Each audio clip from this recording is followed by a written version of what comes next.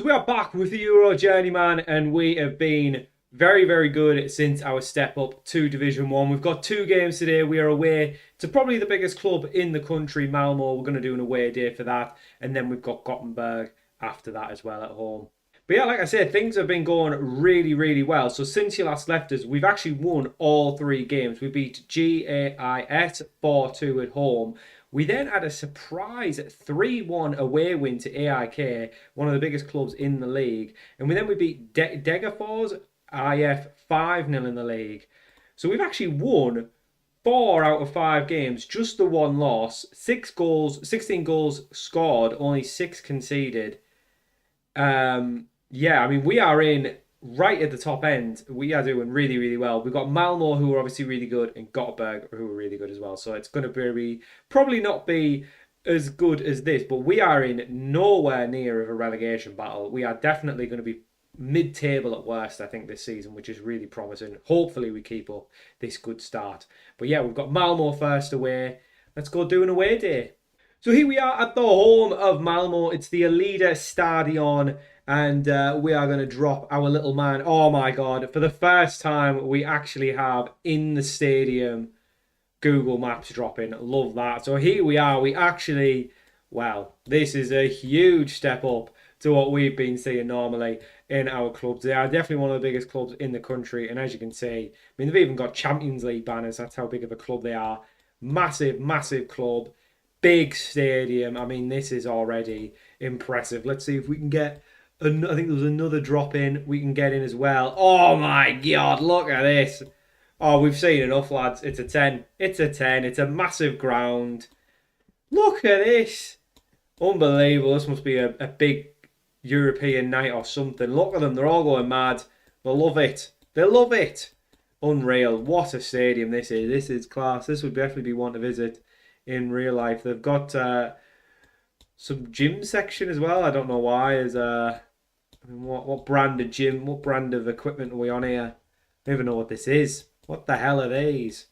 It's definitely not Matrix. Techno Gym, I mean, Human Sport, it's literally worse than Matrix and Techno Gym. You didn't think it could get worse. It has got worse. Yeah, not great in the gym. But let's take a look from the outside view. See if we can't get a view of the stadium. Oh my word, it's huge! We've got a club shop. This must be the A entrance, the B entrance. I mean, it's huge. Huge, huge, huge. I don't know what this is across from it either. Absolutely massive. Maybe like a train station or something? I don't know. It's absolutely massive. It looks mint. It's a very nice stadium. It's really good. We can also get... Oh yeah, we already seen that view. Honestly, very, very, very cool. Let's see what it looks like from a roadside view if we can get to it. This also looks like a train or bus depot or something, so I guess we can't really see the ground from here. But unbelievable stuff. Really nice. Yeah, really, really good stadium. I mean, this is... Is it a 10? I mean, could it be better? I'm not really seeing any parking, but... Oh, Stadion parking. That's got to be the car park. Yeah, that's got to be the car park. Let's take a look at some pictures as well of this lovely stadium. I mean, this is class. It's covered on all sides, isn't it? Yeah, it's all the way around. It's brilliant. It don't get much better than that. It's even got a Ibrahimovic statue outside. Wow. Unreal. Yeah, 10 out of 10. Best stadium we've seen by far. So now we visited the stadium, we have to actually go play there. And this is the team we're going to try and continue this good form. We've got Balls in goal, back four of Berman, Ipiet, Jua and Vucinic Persson. Quashie and Boyerson still in midfield because Krasnicki is injured, as is Rio. So we are going to be pretty light in that centre mid spot for a little bit. We definitely need to bring one in because these two are going to be out for at least a month each. We've got Mundell Smith, Hulgaard, El Boujoufi and Ronnie Monker up front. As you can see, the goals, they're already scoring plenty of goals, these two.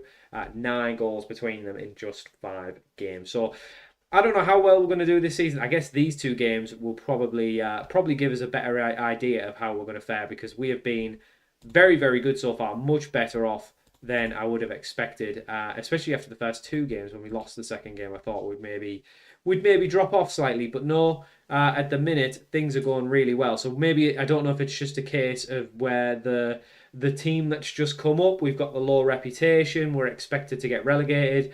Teams maybe rotating against us in the first season. This is a thing.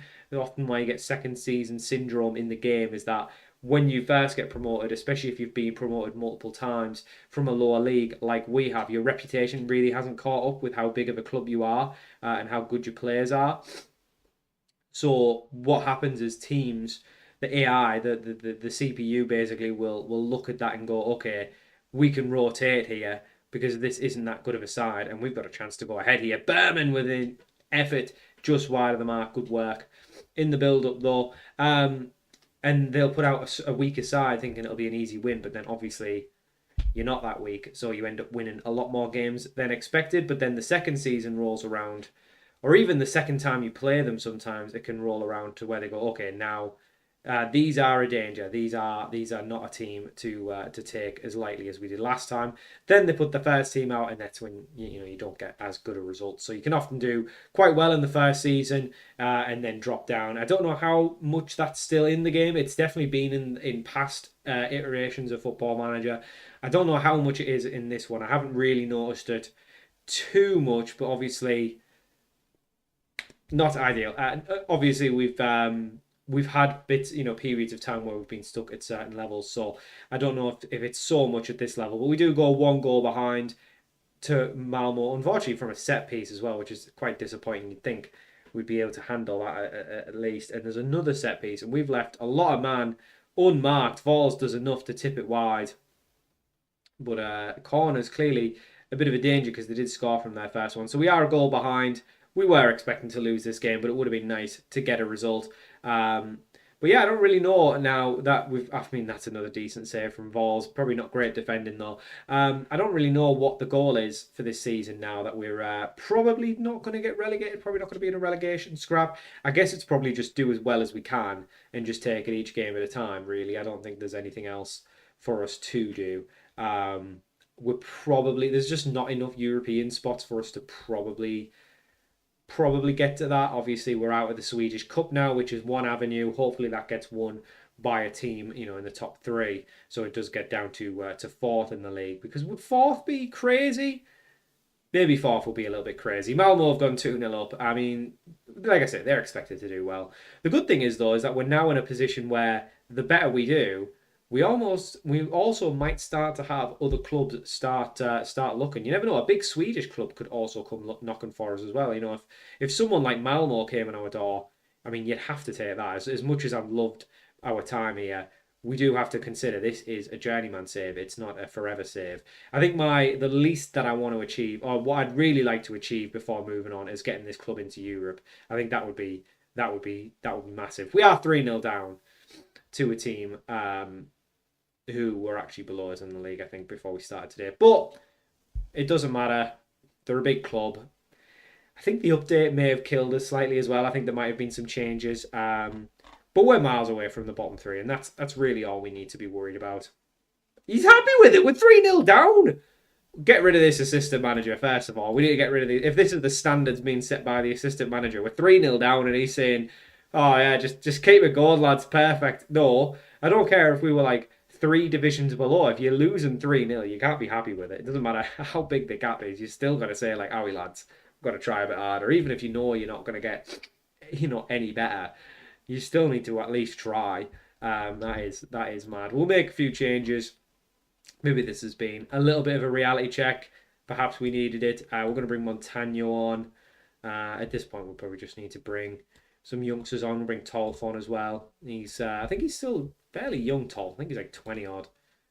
Yeah, 22. So he's still actually got potential. So we should probably be bringing him on where possible as well. Because obviously having a Swede, I mean, if he could get up to that 4-star of potential as his current ability, that would be all right as a Swede. That would definitely be a useful squad player to have, or a first teamer really, to have in and amongst the squad. I mean, he's a good squad player now, so he'll probably be one of those players we keep forever because he can play centre back, he can play left back, so he's homegrown. So we're not too worried about the homegrown stuff at the minute. We're really just actually trying to sign some players. Hopefully, I mean, we've left quite a bit of budget, and we've given away a penalty. Not ideal, not optimal. Yeah, hopefully when we get to July, we'll be able to bring in a few more. Vols, come on, the comeback's on. Big save from Vols. Don't forget, we're playing a winger at centre mid as well. I've still got a lot of hay fever and pollen and things like that. So if you ever see me rubbing my eyes, things like that, sniffing a bit much in the summer, that's why. This goes for like football managers in the future. I'm always going to have, I think, some sort of hay fever issue. So just get over it, basically. If you don't like it, we'll make one last change. It really doesn't matter. We're definitely losing this game, but not ideal. I mean, Vols can probably hold his head high because he saved a penalty. He's done okay. I mean, he's on a 7.7, so clearly would have been worse without him in the net. But everyone else, yeah, it's been pretty disappointing. I mean, we almost scored at the beginning. That could have changed the tone. You never know. We could get a goal here. Montano, well, he's brought down, but not a foul. Berman's the only one who's having a go. I don't know why. He's the only one that's having a dig. But I think when we do get to July, probably looking at maybe a left back, a right back, definitely a centre mid, maybe a winger. I don't know. I think centre mid, left back, right back would be absolutely key. And the other thing is obviously that's when other teams will start to sniff around our players. So we need to try and make sure we don't lose anyone as well. That's the other side of the transfer window. Being obviously the other clubs in Europe will be probably looking at some of our players, especially the English clubs, because we've got quite a few English boys. But 4-0 down, not ideal. Diallo back stick finds Alasi, who does put it in the back of the net. Good little link up there from the two substitutes. Good ball to the back stick. Alasi just cushions it in. We do get one back, a consolation goal. Clean sheet bonuses saved at Malmo. But yeah, not ideal. But well, they're the best club in the country, so no skin off my back. So we are back for the second and final game of the episode. We're at home to Gothenburg, and not ideal. We have basically got a huge crisis of players that are injured or suspended, and we are having to play a honking lineup for this game. As you can see, Tolf has been suspended, too many yellows, so he's going to miss a game. The goalkeeper got injured, so that's fine though. Our other goalkeeper, we do have three, so Griffiths is in. Krasnicki's still injured. Berman's picked up a knock, 2 to 6 days. Vucinic Persson is, I think, suspended. Yeah, he's suspended for a game, so he's unavailable. And then Rio is still injured as well. He's going to be out for about 2 months. So we are down to bare bones. This is the team we're going with. We've got Balls in goal. We've put Diallo and Alasi as the wing backs. Diallo's a striker. Alasi is a right winger. It'll have to do. We've got Kwashi and Boyerson in midfield, Jewett Eppiott at centre-back. Mundelsmith, Hulgaard, Boujoufi and Moncur maintain their front four status. We can't do it. I just cannot play a grayed out player. That just doesn't sit right with me. It's not realistic. It's not real. It's just made up players to help you get through when you've messed it up. And we have messed it up because we have got wingers and strikers at fullback. I am fully expecting to get beat today. Tolf and Vucinic Persson will be back after the suspension, so it's only going to be the one game. But we definitely need more bodies in the team. We are definitely, yeah, we have pushed it too far. I think I like to keep a smaller squad because I don't like players not playing and not being unhappy. But we've pushed it too far. I was looking at maybe changing the tactic as well. That was another option. But then you're going to have some form of defenders, and if we had another centre back, maybe we could have played 3 at the back with wing backs and then played the wingers as wing backs. But it really makes no difference. The only way we could have done it, the only way we could have changed formation is with 2 centre backs and no full backs. I don't know what kind of formation that would have been, but it wouldn't have worked anyway. But 23 minutes in, we haven't conceded, so it's not going to be hopefully a nightmare. I mean, Alasi is doing all right on a 6.8, Diallo on a 6.3. Not so much. Boyerson is another one. He's obviously not a centre mid, so we've got 3 players playing in positions they can't really play, which is not ideal. So, yeah, we're not going to judge this game too much. I mean, this is looking like it's going to be probably 2 defeats in a row, which makes our little spiel at the beginning seem not so good because we were talking some big game about how we're probably going to do well this year. We could even get into Europe, and now it looks like we'll probably not be doing any of that. So we need to be careful that we don't continue this. But like I say, what's he done there? What's he done there? Why have you done that, Diallo, mate? It was 0-0. I know he's a right back. I know he's not played there. But come on. There was literally no reason to do that. There was literally no reason to do that. We're just going to move Mundell Smith to right back and leave the right mid open. And Mundell Smith will just have to play right back and right mid. He was sick of playing right back so much. He'd rather get himself sent off. That is crazy. The other idea, obviously, is to move one of the strikers out onto the wing, which I think we will do that. What I'll probably do is move Boujoufi over to the right. Move Moncur more central, I guess. And probably just leave him up there. Like that. Nah, we'll put him back there. And then what we'll probably do is bring Montagno on for El Boujoufi because he can play. He's a little bit quicker, I think, so he can probably be more of a winger. But not ideal. I mean, if we get a draw here, I will be buzzing because they are quite a good side. Not conceded just yet. Balls and in the centre-backs. Alase is actually, him and Boyerson, who were both out of position, have been our better players so far. We have done very little. We've actually got a better XG, though, so I don't know where they're taking their shots from because clearly it's from distance because they're not getting anywhere close to us. But it's only a matter of time till they score. We know we're going to lose this game.